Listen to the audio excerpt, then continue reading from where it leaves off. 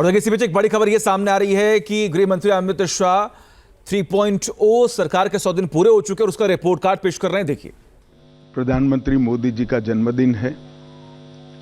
पूरे देश में कई संस्थाएं जन्मदिन को सेवा पखवाड़े के नाम से मनाने का निर्णय किया है, जो हर साल करते हैं। 17 सितंबर से 2 अक्टूबर ये 15 दिन देश भर के सभी जरूरतमंद लोगों की सेवा में हमारे जैसे कई कार्यकर्ता इसको लगाएंगे। प्रधानमंत्री जी एक छोटे से गांव के गरीब परिवार में जन्म लेकर दुनिया के सबसे बड़े लोकतंत्र के प्रधानमंत्री बने। न केवल प्रधानमंत्री बने, 10 साल में दुनिया भर से 15 अलग अलग राष्ट्रों ने इनको अपना सर्वोच्च पुरस्कार देकर न केवल प्रधानमंत्री जी हमारे देश का गौरव बढ़ाया है। आज देश की 140 करोड़ की जनता बहुत मन के साथ इनके दीर्घायुष के लिए प्रभु प्रार्थना कर रही है। मैं और अश्विनी जी भी वो प्रभु प्रार्थना के साथ अपने आप को संबद्ध करते हैं। मित्रों, आज की प्रेस वार्ता मोदी जी की तीसरी सरकार के पहले 100 दिन के कामकाज पर आपको सूचना देने के लिए बुलाई गई है। जैसे आप जानते हैं, लगातार 10 साल भारत के विकास को समर्पित, भारत की सुरक्षा को समर्पित और भारत के गरीबों के कल्याण को समर्पित सरकार चलाने के बाद इस आम चुनाव में तीसरी बार भारतीय जनता पार्टी को और हमारे साथी दलों को सरकार बनाने का एक जनादेश जनता ने दिया। इसके परिणाम स्वरूप 60 साल के बाद पहली बार कोई एक नेता तीसरी बार अपनी घोषणा के साथ देश का प्रधानमंत्री बनकर देश का नेतृत्व कर रहा है। 60 साल के बाद पहली बार देश में राजनीतिक स्थिरता का माहौल आया है और नीतियों के सातत्य को भी हमने अनुभव किया है। और नीतियों की दिशा, नीतियों की गति और नीतियों को क्रियान्वयन करने की सटीकता, ये तीनों 10 साल तक बरकरार रखकर 11वें साल में प्रवेश करना मैं मानता हूं बहुत कठिन है। दुनिया के कई देशों में भी देखा गया जहां एक प्रकार से वाइब्रेंट लोकतंत्र है, वहां पर ऐसे बहुत कम ही उदाहरण दिखाई पड़ते हैं। और इसका कारण है कि इस 10 साल में देश की बाहरी सुरक्षा, देश की आंतरिक सुरक्षा और देश की रक्षा प्रणाली, इसको मजबूत कर एक सुरक्षित भारत बनाने में नरेंद्र मोदी सरकार ने बहुत बड़ी सफलता मोदी जी के नेतृत्व में प्राप्त की है। शिक्षा के अंदर आमूलचूल परिवर्तन, हमारे चिर पुरातन शिक्षा शैक्षणिक मूल्यों को समाहित करते हुए, हमारी भाषाओं को गौरवान्वित करते हुए और आधुनिक से आधुनिक शिक्षा को समाहित करते हुए नई शिक्षा नीति लाने का काम नरेंद्र मोदी जी ने किया है। जब मेक इन इंडिया का नारा दिया गया, काफी लोग इसका मखौल उड़ाते थे, मगर आज मैं बहुत फख्र के साथ कह सकता हूं कि भारत पूरी दुनिया में उत्पादन का सबसे चहेता केंद्र बन चुका है और ये वास्तविकता है। हमारी डिजिटल इंडिया की योजना को दुनिया के कई देश समझना भी चाहते हैं, स्वीकारना भी चाहते हैं और उसको अपने विकास का आधार भी बनाना चाहते हैं। इकोनॉमी के 13 पैरामीटर्स में, चाहे बैंकिंग हो, चाहे मुद्रास्फीति हो, चाहे विकास दर हो, हर पैरामीटर में हमने डिसिप्लिन लाई है और प्रगति भी की है। अंतरिक्ष के क्षेत्र में आज सभी लोग भारत का अंतरिक्ष के क्षेत्र में भविष्य उज्जवल है, इसको एक्नोलेज करते 10 वर्ष में आजादी के बाद पहली बार दुनिया ने रीढ़ की हड्डी वाली विदेश नीति को देखने का मौका मिला है। भारत की विदेश नीति में मेरे जैसे कई लोगों को रीढ़ की हड्डी दिखाई नहीं पड़ती थी, अब भारत की विदेश नीति में रीढ़ की हड्डी दिखाई पड़ती है। 10 साल में देश के 60 करोड़ गरीबों को एक ही 10 साल में घर, शौचालय, गैस, पीने का पानी, बिजली, 5 किलो मुफ्त अनाज और 5 लाख तक की स्वास्थ्य की सुविधाएं देने का काम नरेंद्र मोदी जी ने किया है। और हमें लक्ष्य लेकर चले हैं कि अगली बार जब चुनाव में जाएंगे, इस देश में कोई व्यक्ति घर बगैर का नहीं होगा। युवाओं के लिए ढेर सारे मौके तराशे गए हैं। आज भारत का युवा भारत के नए प्लेटफॉर्म पर खड़ा होकर विश्व के युवा के साथ दो हाथ।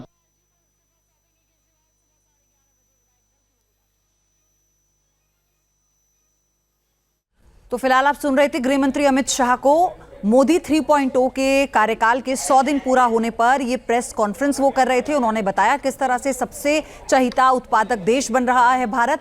आगे सुनिए क्या बड़ी बातें वो गिनवा रहे हैं। हालत भी सुधरेगी।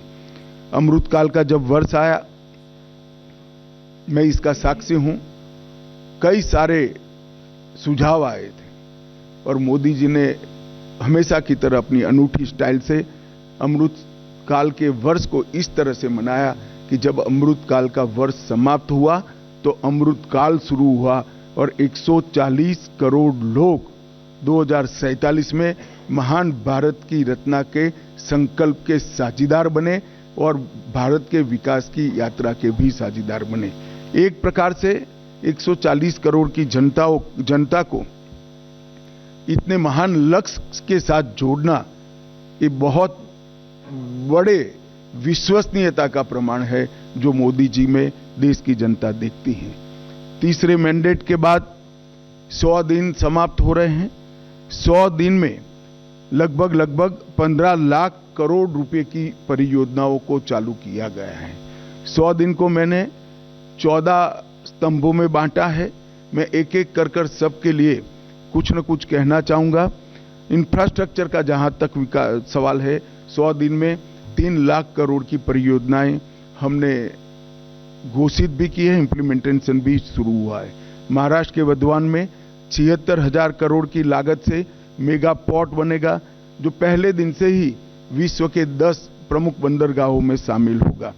49,000 करोड़ की 25,000 अनकनेक्टेड गांवों को जोड़ने की योजना, ये योजना 100 की आबादी वाले गांवों को भी जोड़ेगी। तो एक प्रकार से मजले, टोले और आदिवासी क्षेत्रों की छोटी वसाहतों को भी अब रोड से 12मासी कनेक्टिविटी दी जाएगी। 50,600 करोड़ की लागत से भारत के बड़े रोडों को भी बढ़ाने का निर्णय नरेंद्र मोदी सरकार ने किया है। वाराणसी में लाल बहादुर शास्त्री इंटरनेशनल एयरपोर्ट, पश्चिम बंगाल में बागडोगरा, बिहार में बिहटा में उन्नयन और अगत्ती और मिनीकोय में नवी हवाई पट्टी बनाकर पर्यटन को बढ़ावा देने के लिए आगे बढ़े हैं। बेंगलोर मेट्रो के phase 3, Pune metro, Thane integral ring metro और कई सारे मेट्रो के प्रोजेक्ट भी हमने इस 100 दिन में आगे बढ़ा है।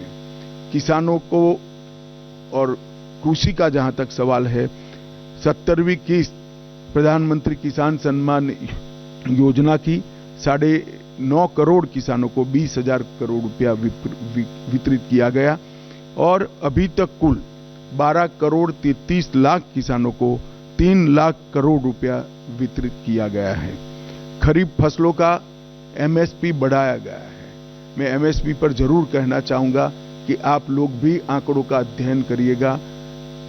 यूपीए सरकार और कांग्रेस की राज्य सरकारों से कई गुना ज्यादा एमएसपी की खरीदी भारतीय जनता पार्टी की नरेंद्र मोदी सरकार ने की है, हमारी एनडीए सरकार ने की है। यही बताता है कि ये सरकार किसानों के हितों को समर्पित है। मक्के से इथेनॉल के उत्पादन के लिए सहकारी चीनी मिलों के इथेनॉल उत्पादक इकाइयों का मल्टीफीड इथेनॉल इकाइयों में रूपांतरण किया गया है। अब वो न केवल गन्ने के रस से, मक्के से भी इथेनॉल उत्पाद कर पाएंगे तो जिस वक्त देश में चीनी की जरूरत होगी तब गन्ने का रस का उपयोग नहीं होगा, मक्के का उपयोग होगा, और चीनी ज्यादा होगी तब चीनी के रस से इथेनॉल बनेगा। हमने प्याज और बासमती चावल की न्यूनतम निर्यात मूल्य एमईपी को हटा दिया गया है। प्याज पर निर्यात शुल्क 40% से 20% करा है, और एग्रीश्योर नाम का एक नया फंड लॉन्च करने का भी हमने काम किया है। मध्यम वर्ग को भी इस 100 दिनों में कई सारी राहत दी गई है। टैक्स राहत, 7 लाख तक की आय पर अब कोई टैक्स नहीं लगेगा। 1 रैंक 1 पेंशन का तीसरा संस्करण लागू कर दिया गया है, और 3 करोड़ घर प्रधानमंत्री आवास योजना के तहत स्वीकृत किए गए हैं। शहरी योजना के तहत 1 करोड़ घर और ग्रामीण इलाकों में 2 करोड़ घर। प्रधानमंत्री सूर्यघर मुफ्त बिजली योजना एक प्रकार से 2024 के बीच 2.5 लाख से ज्यादा घरों में सौर ऊर्जा का सिस्टम अब तक लग चुका है। एक अनूठी योजना है जिससे मध्यम वर्ग के परिवारों का बिजली का बिल तो मुफ्त हो ही जाता है, साथ में सौर ऊर्जा के हमारे लक्ष्य की पूर्ति के लिए भी वो कंट्रीब्यूट करते हैं। पीएम ई बस सेवा एनवायरमेंट फ्रेंडली सिस्टम तैयार करने के लिए लगभग 3400 करोड़ की सहायता से हमने पीएम ई बस सेवाओं की स्वीकृति दी है, और स्टार्टअप को वित्तीय राहत और इनोवेशन को बढ़ावा देने के लिए स्टार्टअप पर 31% का बोझ डालने वाले एंजल टैक्स को समाप्त करने का भी निर्णय भारतीय जनता पार्टी की सरकार ने दिया है। National industrial corridor development programme के तहत 12 इंडस्ट्रियल जोन बनाए जाएंगे। जो 12 इंडस्ट्रियल जोन बनाए जाएंगे वो कहीं न कहीं बड़े नेशनल हाईवे से लिंक होंगे, इसके आसपास होंगे। ये national industrial corridor development programme के तहत 12 इंडस्ट्रियल जोन देश के हर क्षेत्र में बनाने का हमने निर्णय किया है। सबसे महत्वपूर्ण निर्णय मध्यम वर्ग के लिए मुद्रा ऋण की सीमा 10 लाख से बढ़ाकर 20 लाख कर दी गई है। पुराने ऋण का जिन्होंने सफलतापूर्वक भुगतान किया है वो सभी को इसका फायदा मिलेगा। एमएसएमई के लिए क्रेडिट गारंटी स्कीम शुरू की गई। छोटे व्यापारियों और छोटे उद्यमियों को बिना गारंटी से इससे ऋण मिल पाएगा और उनके व्यापार को नई सरलता और सामर्थ्य दोनों मिलेगा। सशक्त युवा ये किसी भी देश के विकास की प्राथमिक शर्त है। 2 लाख करोड़ के पीएम पैकेज की घोषणा हमने की है, जो 5 साल में 4 करोड़ 10 लाख युवाओं को इसका लाभ पहुंचने वाला है। 1 करोड़ युवाओं को टॉप कंपनी में इंटर्नशिप के अवसर, अलाउंस और एक मुश्त सहायता राशि देने का भी निर्णय हमारी सरकार ने किया है। केंद्र सरकार ने भी लगभग कई हजार नियुक्तियों की घोषणा की है। कैपिटल एक्सपेंडिचर को बढ़ाकर 11,11,000 करोड़ तक पहुंचाना ये अपने आप में एक मील का पत्थर है। इससे कई युवाओं को रोजगारी के नए अवसर पैदा होंगे और हमारा इंफ्रास्ट्रक्चर भी मजबूत होगा।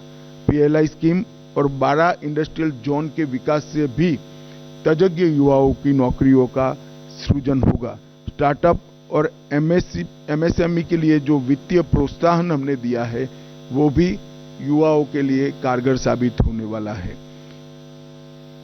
दीनदयाल अंत्योदय योजना के तहत 10 करोड़ से अधिक महिलाओं को संगठित कर 90 लाख से अधिक स्वयं सहायता जूथ बनाए गए हैं और लखपति दीदी योजना के तहत 11 लाख नई लखपति दीदियों को ये 100 दिन में प्रमाण पत्र दिया गया है।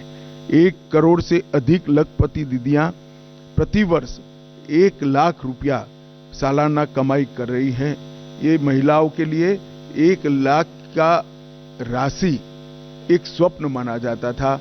आज वो सम्मान के साथ अपना जीवन जी दे। इसके साथ पर्यटन दीदियों जो गाइड का काम करेगी, पर्यटन मित्रों और ड्रोन दीदी के माध्यम से सेल्फ हेल्प ग्रुप और युवाओं को पर्यटन से जोड़ने का काम भी हमने किया है। प्रधानमंत्री जनजातीय उन्नत ग्राम अभियान, इसके तहत 63,000 जनजातीय गांवों का पूर्ण विकास किया जाएगा, जिससे 5 करोड़ आदिवासियों की आर्थिक स्थिति में सुधार आएगा। ये योजना के तहत गांव को प्राथमिक जरूरियातों से और प्राथमिक सुविधाओं से संपूर्ण युक्त किया जाएगा। अनुसूचित जनजाति के दिव्यांग व्यक्तियों के लिए 3 लाख नए पहचान पत्र एक अभियान चलाकर 100 दिन में दिए गए। एकलव्य मॉडल आवासीय विद्यालय एक नए पहलुओं के साथ, नए आयामों के साथ फिर से इंट्रोड्यूस हो रहा है। वक्फ संशोधन विधेयक 2024 वक्फ संपत्तियों के प्रबंधन और संरक्षण और उसके दुरुपयोग तीनों को कमिटेड है और आने वाले दिनों में पार्लियामेंट में इसको पारित किया जाएगा।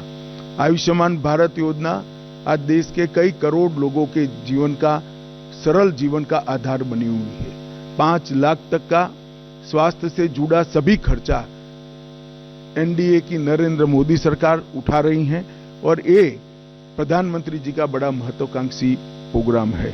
अब जैसा हमने हमारे घोषणा पत्र में वादा किया था, 70 वर्ष या उससे अधिक आयु के सभी वृद्ध नागरिकों को 5 लाख तक का मुफ्त कवरेज दिया जाएगा। इसमें जो गरीब घर में 70 साल से अधिक वाले लोग हैं, उनको अपने कार्ड के अलावे और 5 लाख दिया जाएगा, तो उनका कवरेज एक प्रकार से 10 लाख तक किया जाएगा। करीब करीब 4.5 करोड़ परिवारों के 6 करोड़ वृद्ध नागरिकों को इसका फायदा मिलेगा। इसमें आय की कोई सीमा नहीं रखी गई है। 75,000 नई मेडिकल सीटें बढ़ाकर हम मेडिकल एजुकेशन के लिए विदेश पर की निर्भरता को लगभग समाप्त कर देंगे।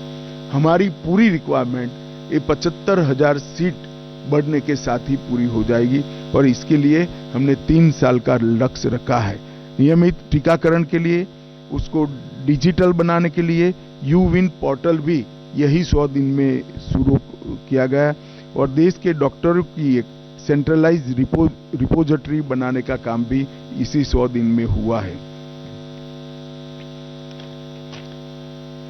23 अगस्त को पहला अंतरिक्ष दिन मनाया गया है। इससे किशोरों को और युवाओं को अंतरिक्ष के क्षेत्र में रुचि लेने के लिए, प्रोत्साहन देने के लिए और उनका हैंड होल्डिंग करने के लिए ढेर सारी योजनाएं शुरू की गई। अंतरिक्ष स्टार्टअप के लिए 1,000 करोड़ के वेंचर कैपिटल फंड की योजना भी हुई। आपदा प्रबंधन के लिए राष्ट्रीय डेटाबेस और ग्रामीण भूमि रिकॉर्ड के लिए भुवन पंचायत पोर्टल भी शुरू किया गया।